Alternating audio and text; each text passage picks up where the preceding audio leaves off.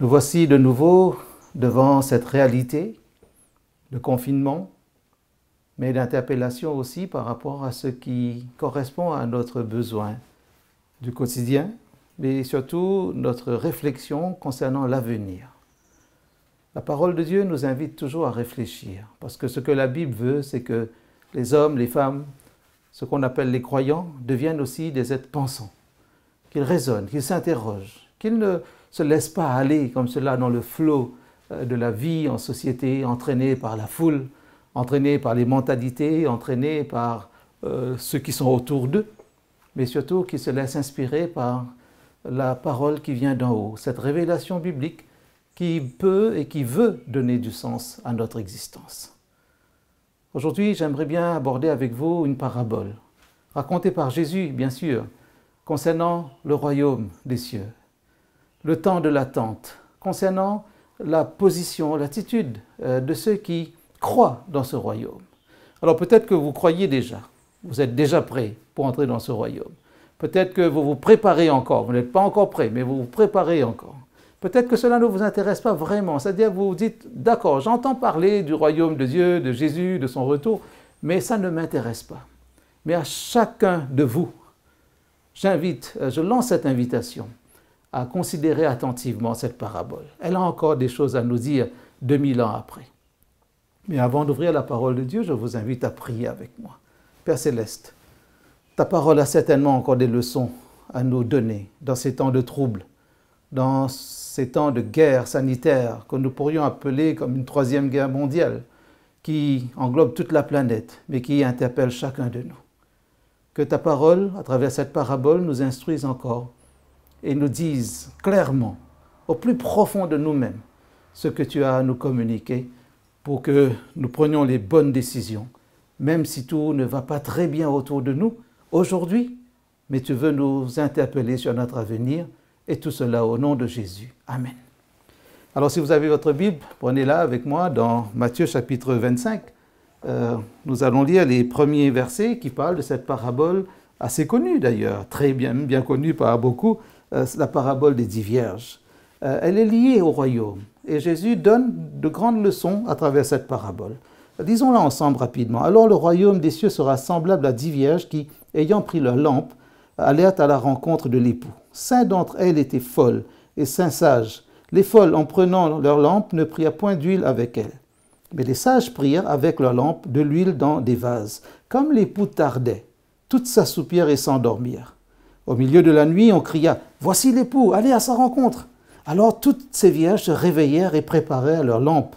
Les folles dirent aux sages « Donnez-nous de votre huile, car nos lampes s'éteignent. » Les sages répondirent « Non, il n'y en aura pas assez pour nous et pour vous. Allez plutôt chez ceux qui en vendent et achetez-en pour vous. » Pendant qu'elles allaient en acheter, l'époux arriva. Celles qui étaient prêtes entrèrent avec lui dans la salle des noces, et la porte fut fermée. Plus tard, les autres vierges vinrent et dirent « Seigneur, Seigneur, ouvre-nous !» Mais il répondit « Je vous le dis en vérité, je ne vous connais pas. Veillez donc, puisque vous ne savez ni le jour ni l'heure. » Jésus ne raconte pas cette parabole pour nous faire peur, pour nous dire, bon voilà, vous êtes deux, l'un d'entre vous perdra le royaume des cieux. Jésus veut amener tout le monde à réfléchir. Il est en train de dire qu'il y a, c'est vrai, une chance égale, c'est oui ou c'est non. Il n'y a pas de troisième voie, une voie médiane qu'on appellerait peut-être. Il y a le possible et l'impossible, le oui ou le non. C'est une question de relation. Quand vous aimez quelqu'un, vous aimez cette personne. Si vous n'aimez pas, vous ne sentez pas que votre cœur est porté vers cette personne, même si vous ne la détestez pas, mais vous dites « je ne vais pas entretenir une relation cordiale et durable avec cette personne ». Qu'est-ce que Jésus veut nous dire dans cette parabole? Il y a 3 lignes majeures. Il y a la question de l'attente, attendre le royaume. Il y a la question du temps, qui est un facteur très important.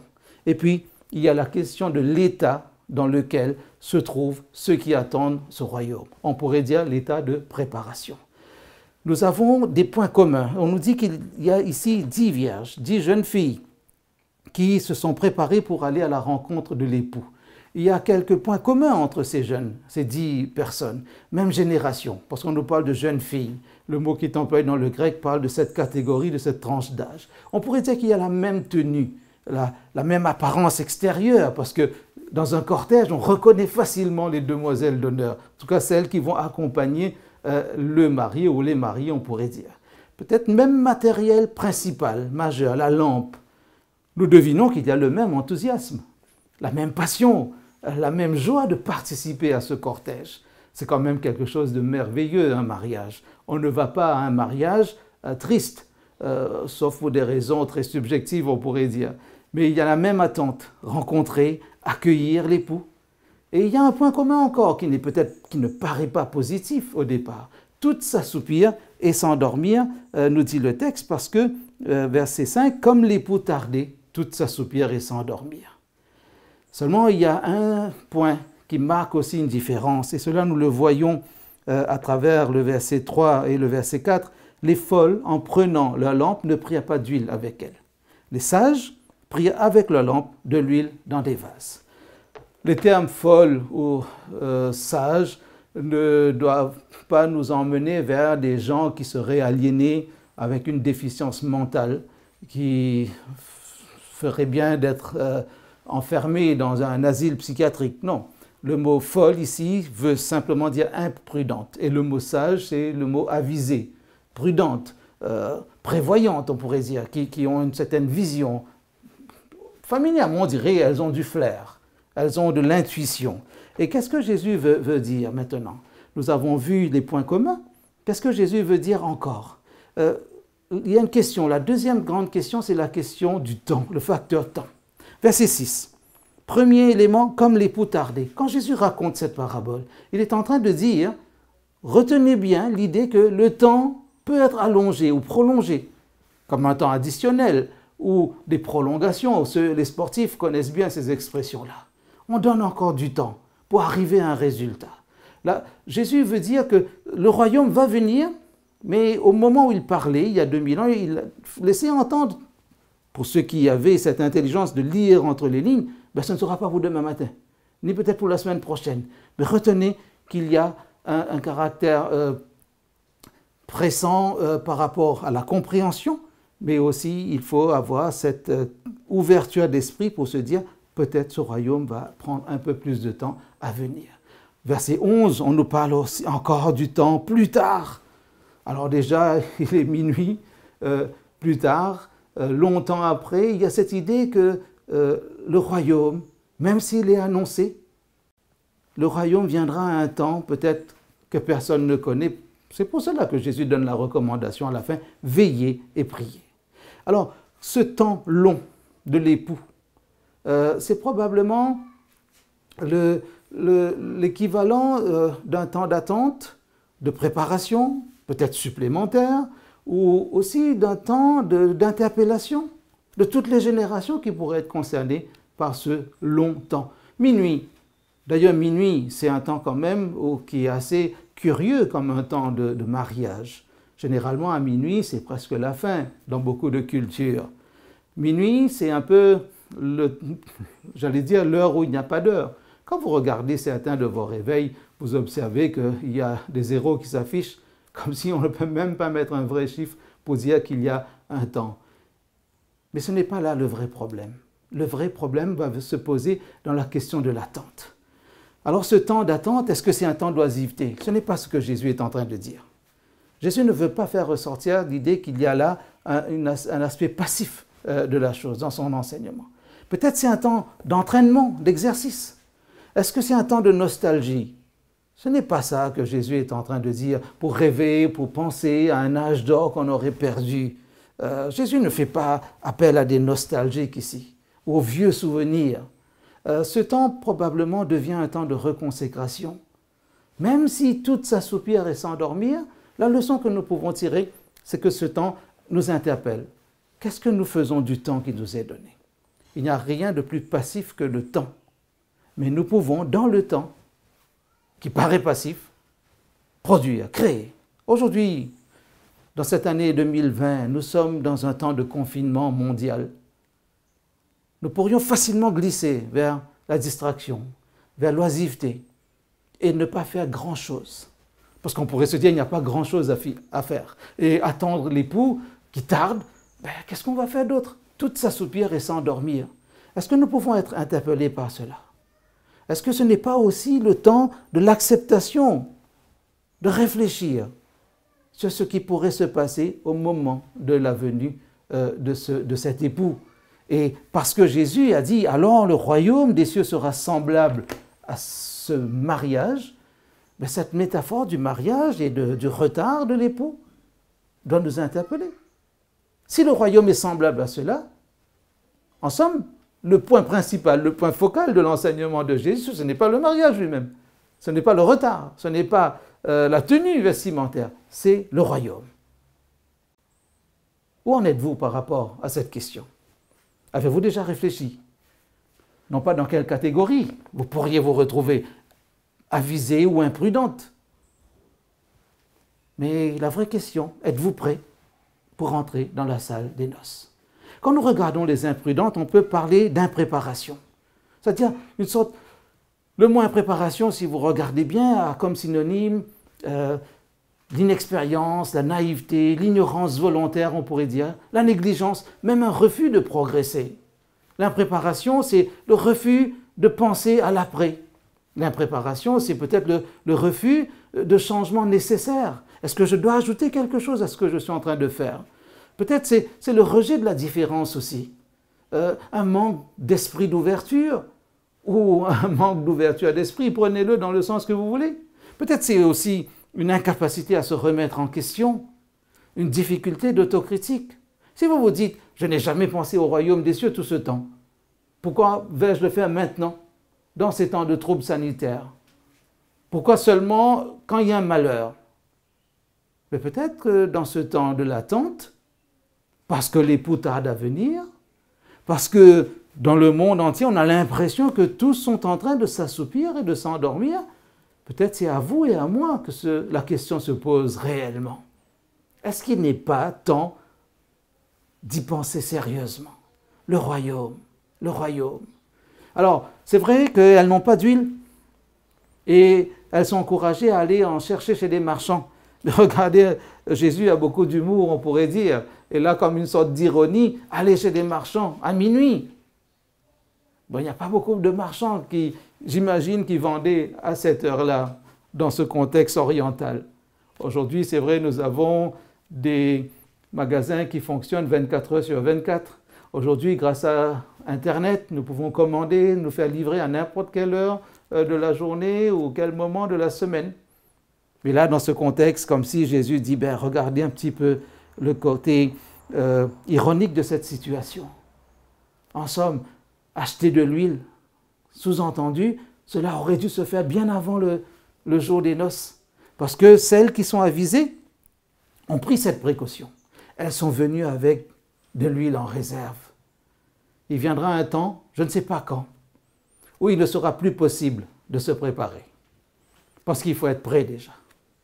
Quand vous recevez des amis chez vous, ce n'est pas au moment où ils sonnent à la porte que vous dites « Ah, vous êtes arrivé, très bien, je vais maintenant commencer à faire à manger. » Ou laissez-moi deviner, vous aimez manger de la pizza ou du riz ou vous voulez des pâtes? Est-ce que nous pouvons commander quelque chose? Qu'est-ce que vous en pensez? Mais vous avez déjà invité. Quand vos invités arrivent, ils se disent « Quelque chose est déjà prêt. » Ce n'est pas là que vous démarrez toute la préparation. Au moment où l'époux vient, au moment où le royaume des cieux vient, ceux qui l'attendent sont censés être prêts à y entrer. Les avisés, les sages, les prudentes, les prévoyantes étaient déjà prêtes, même si elles aussi se sont assoupies et se sont endormies avec les imprudentes. Quel que soit le moment où le royaume vient, Jésus est en train de dire, veillez, priez, c'est-à-dire raisonnez en vous-même. Même si le monde paraît dans un confinement, un assoupissement, une oisiveté, aujourd'hui, au moment où nous sommes en train de nous parler, de réfléchir, aujourd'hui aussi vous êtes prêts. Si Jésus ne revient pas aujourd'hui, demain matin vous serez prêts. Demain matin il ne vient pas, mais après-demain, le surlendemain, dans une semaine, dans 2 semaines, dans 3 ans, quel que soit le moment de l'année, quelle que soit la date sur le calendrier, Jésus revient et il est censé trouver des gens qui sont prêts à l'accueillir.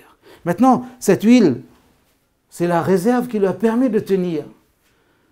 Tous les théologiens ont interprété cette huile comme étant le Saint-Esprit qui remplit nos vies. Certes, Nous avons 1000 fois raison de parler du Saint-Esprit, de dire que notre vie doit être remplie de cet esprit. Alors je vous encourage à prier pour être rempli du Saint-Esprit. Jésus a dit, si nous, méchants comme nous sommes, nous savons donner de bonnes choses à nos enfants, ben, à combien plus forte raison le Père Céleste, qui est bon, qui est amour, ne nous donnera-t-il pas le Saint-Esprit si nous le lui demandons? Nous pouvons aujourd'hui demander à Dieu de nous vider de tout ce qui nous distrait, de tout ce qui nous empêche de nous tenir prêts et de nous laisser remplir par le Saint-Esprit pour que nous puissions tenir dans la distance, tenir dans la durée. Alors, le Saint-Esprit nous aide, parce que sans lui, il n'y a pas de vérité, il n'y a pas de clarté sur la parole de Dieu, il n'y a pas de vérité sur nous-mêmes. Sans lui, nous ne pourrons pas, avec humilité et dépendance, recevoir les instructions de Dieu pour nous tenir prêts pour ce royaume. Sans lui, pas de compréhension du plan de Dieu pour vous, pour moi. Pas de réconciliation, pas de scellement pour le jour de la rédemption. Sans lui, aucune force pour rendre témoignage de ce que Dieu fait dans notre vie. C'est le Saint-Esprit qui nous réconcilie avec Dieu. C'est lui qui confirme le salut. C'est lui qui nous convainc que Dieu nous pardonne, il nous restaure. Peut-être que vous avez des blessures du passé. Le Saint-Esprit peut vous aider à vous relever. Vous donner cette force qu'on appelle résiliente pour rebondir, pour vous remettre debout sur vos pieds et vous dire, même si je me suis assoupi un moment, même si ma vie ressemblait à des ténèbres, où il y avait comme un long sommeil, le Saint-Esprit peut vous donner la capacité de vous redresser, de vous tenir debout sur vos jambes et de mettre un pied devant l'autre pour avancer dans la vie. Mais le Saint-Esprit veut vous dire surtout que Dieu vous aime, que Dieu vous aime, que vous n'avez pas à vous inquiéter, même si tout autour de vous envoie des signaux négatifs, pessimistes, alarmistes, c'est vrai. Ce virus, cette pandémie, cela ne nous arrange pas. Cela ne nous plaît pas. Cela ne nous rassure pas. Quand nous voyons les statistiques qui sont affolantes, nous nous disons, peut-être ça va se rapprocher de notre rue, peut-être nous avons des proches, et nous avons des proches. Moi-même, je connais des gens dans mon cercle familial qui ont été touchés par cela. Mais nous sommes interpellés, seulement parce que Jésus a dit, il en sera ainsi du royaume des cieux. Nous regardons au-delà du temps présent, comme si nous regardions au-dessus d'un mur, pour voir à l'horizon, dans la distance, qu'est-ce qui vient à l'horizon?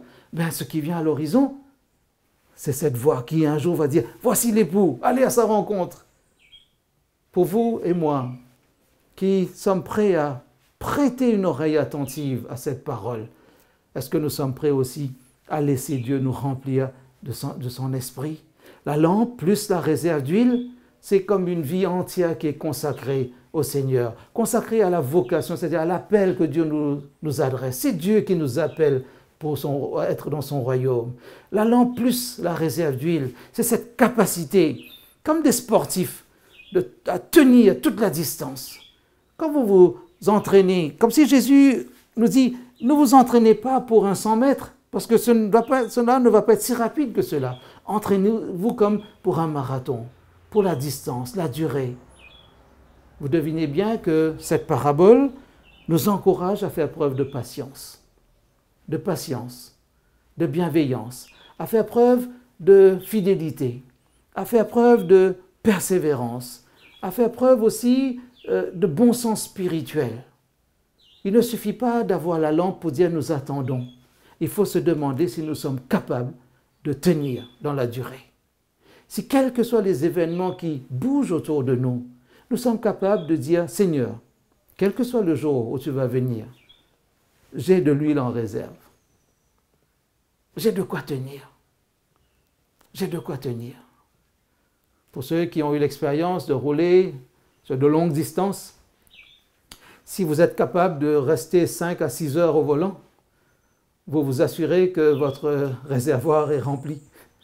Vous faites le plein avant de vous lancer dans cette course, en tout cas dans cette conduite pendant 5 à 6 heures.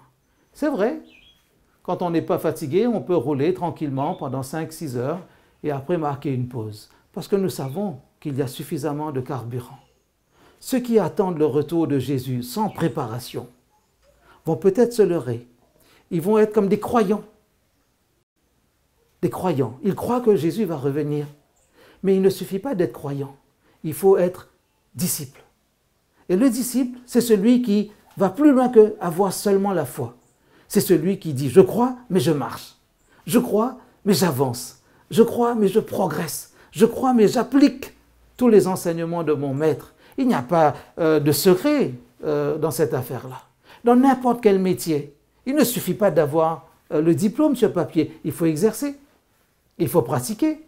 Vous imaginez un cuisinier, un chef cuisinier qui n'aurait que des théories, des recettes à dire, à déclamer, à afficher et qui ne serait jamais en mesure de produire ce qu'il propose. Un chrétien, c'est celui qui produit des choses. D'ailleurs, Paul le dit bien dans Galates chapitre 5, versets 22 et 23, si nous avons la lampe et l'huile qui représente le Saint-Esprit, cette présence spirituelle, cette force spirituelle va produire des fruits spirituels qu'on appelle l'amour, la joie, la paix, la patience, la bonté, la bienveillance, la fidélité, la douceur, la maîtrise de soi. Le fruit spirituel vient d'une relation spirituelle. Le fruit spirituel ne peut pas venir d'une relation charnelle. Le fruit spirituel ne peut pas venir d'un raisonnement philosophique. Ce ne sont pas nos connaissances qui nous permettent de produire le fruit spirituel. C'est la relation que le Saint-Esprit établit entre nous et le Seigneur lui-même. Jésus a prédit et a promis que le Saint-Esprit viendra et nous conduira à lui. Jésus, le Sauveur et Seigneur. Et Jésus lui-même, son œuvre, c'est de nous conduire au Père. Alors vous voyez que dans tout ce circuit, j'allais dire de la divinité, du travail de la divinité, le plus grand gagnant, c'est nous. Ce n'est pas Dieu qui gagne dans cette histoire du salut. C'est nous. Si le royaume des cieux est semblable à cette histoire qui nous invite à réfléchir sur le facteur temps et sur la qualité de notre préparation, j'ai envie de dire, il est grand temps pour nous d'y prêter une attention vraiment sérieuse. Disons au monde entier aujourd'hui la bonne nouvelle de la venue prochaine du royaume de Dieu. Quand je dis prochaine, je ne suis pas en train de fixer un temps. Je ne sais pas quand Jésus va revenir. Parce qu'il a dit lui-même dans Matthieu 24, le chapitre précédent, pour ce qui est du jour et de l'heure, personne ne le sait. Et au moment où il parlait, il disait, même pas le Fils, les anges ne le savent pas, le Père seul. Mais ça ne doit pas nous inquiéter. Ce qui doit nous inquiéter, nous faire réfléchir, nous interpeller, c'est l'état dans lequel nous sommes si nous voulons entrer dans la salle des noces. Je le répète, Jésus n'a pas raconté cette parabole pour nous faire peur, pour nous dire « Ah, il y a une chance que vous soyez éliminés ». J'ai envie de dire, il y a toutes les chances pour que nous soyons dans la salle des noces. Lampe, huile, état d'esprit, mentalité, notre capacité à produire du fruit spirituel. Si un croyant dit seulement « je crois en Dieu », mais il n'y a aucune trace de fruit spirituel, vous comprenez que cela ressemblerait à une sorte de contre-publicité pour lui-même, pour sa foi qu'il proclame et pour l'ensemble de la chose qu'on appelle le christianisme. Le vrai disciple, c'est celui qui se laisse guider, remplir, accompagner, instruire, j'ai envie de dire convaincre par le Saint-Esprit que l'œuvre que Dieu a commencée dans la vie du croyant, c'est Dieu lui-même qui l'achèvera. Avons-nous la capacité aujourd'hui de nous tenir prêts pour le retour de cet époux? Et qu'est-ce que nous voulons dire à tout le monde? Les chrétiens pourraient dire, même si les temps sont des temps de trouble, au président, au Premier ministre, aux têtes couronnées, aux chefs d'établissement, aux grands décideurs de notre développement social, que Jésus revient bientôt. Nous ne devons pas le dire comme une sorte de révolte ou de rébellion par rapport à tout ce qui est donné comme programme politique, comme projection économique. Nous disons juste que voilà la chose supérieure à tout ce que nous vivons sur Terre. Nous l'avons dit récemment, notre vie ne peut pas se résumer à 3 verbes, naître, vivre et mourir. Jésus ici nous donne une raison d'espérer. Espérer dans la venue de ce royaume. D'ailleurs, alors plutôt par rapport à cette venue, certains vont se demander pourquoi il n'est pas encore là.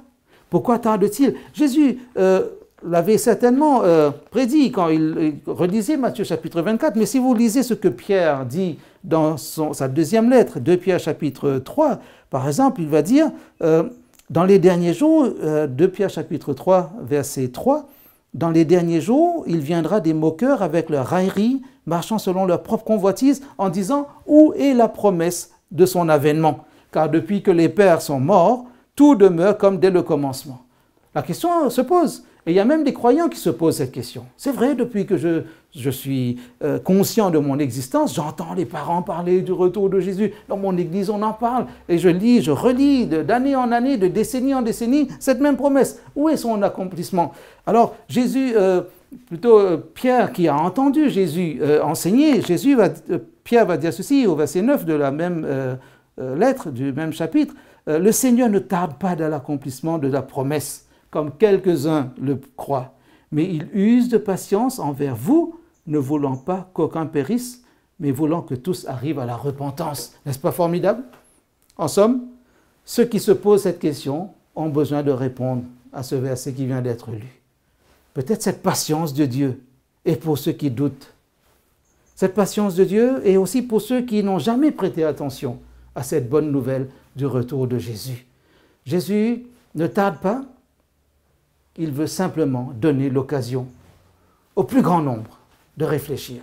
Et dans les temps de troubles, les guerres militaires, les guerres sanitaires, les guerres économiques, tous ces moments probablement, d'une certaine manière, deviennent des moments de réflexion. Il y a un moment de panique, un temps de panique, mais c'est certainement une occasion de réflexion. Qu'allez-vous décider?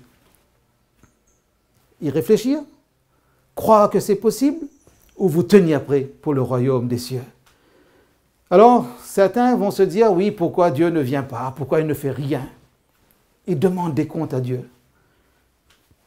Je me suis parfois demandé qu'est-ce qui autorise des gens, des générations, qui ont expulsé Dieu de leur vie, qui ont expulsé Dieu des écoles maternelles, des écoles primaires, des collèges, des lycées, des universités, qui ont expulsé Dieu des parlements, des hôpitaux, de tous les lieux de décision. Comment ceux qui ont expulsé Dieu, qui l'ont chassé de leur vie, de tous les aspects de leur vie, se permettent-ils de lui demander encore des comptes? Pouvez-vous demander des comptes à quelqu'un que vous ne voulez pas connaître? Cela ne paraît pas très raisonnable. Mais nous ne sommes pas là pour faire le procès de qui que ce soit. Nous sommes là juste pour réfléchir. Alors le royaume des cieux sera semblable à 10 vierges qui, ayant pris leur lampe, s'en allèrent à la rencontre de l'époux. Cet époux a tardé à venir, mais certains nous envoient un signal positif. Certaines, elles étaient prêtes et elles peuvent nous ressembler aujourd'hui. Comment considérons-nous cette affaire-là? C'est pour les autres ou c'est aussi pour nous? Nous ne voulons pas tomber dans la catégorie des imprudents, où l'huile va manquer, où nous allons peut-être renier parfois notre passé, notre héritage spirituel, où nous allons peut-être dire « Ah, c'était pour les parents ». Nous allons essayer de tenir par nous-mêmes. Nous cherchons une sorte d'indépendance ou d'autonomie, mais Dieu nous interpelle pour nous dire « Connectez-vous à moi ». Laissez le Saint-Esprit vous prendre par la main, vous conduire dans le chemin de la vérité, de la vie, le chemin de l'espérance. Parce que le royaume des cieux, finalement, c'est la plus grande espérance qui est donnée à l'humain. Jésus veut nous entraîner dans cette affaire-là, nous inviter à marcher dans ce chemin. D'ailleurs, il dit « Je suis le chemin, la vérité et la vie. Nul ne vient au Père que par moi. » Vous voulez vous retrouver dans le royaume des cieux un jour? Acceptez Jésus comme votre Sauveur et Seigneur. Parce qu'un jour viendra ce moment où il y aura un mariage. Et dans Apocalypse chapitre 19, il est dit au verset 7, si vous avez votre Bible, vous pouvez lire cela, sinon notez au moins, Apocalypse 19, verset 7, « Réjouissons-nous et soyons dans l'allégresse et donnons-lui gloire, car les noces de l'agneau sont venues et son épouse s'est préparée. » L'épouse, c'est l'Église. Je vous renvoie à Éphésiens chapitre 5. L'épouse, c'est le peuple de Dieu. Je vous renvoie aussi au prophète Ésaïe, au prophète Osée, entre autres.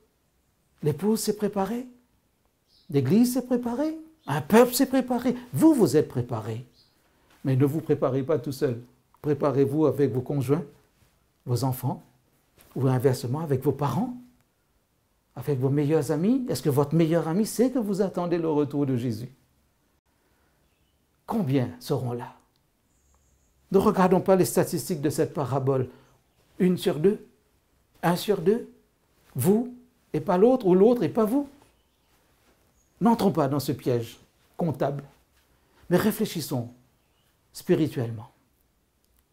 Quand le Seigneur reviendra, il prendra ceux qui sont prêts pour les faire entrer dans la salle des noces. Et j'aime m'imaginer cette situation, parce que c'est le Père seul qui sait le jour où il enverra son Fils pour lui dire « Maintenant, tu vas chercher les rachetés ».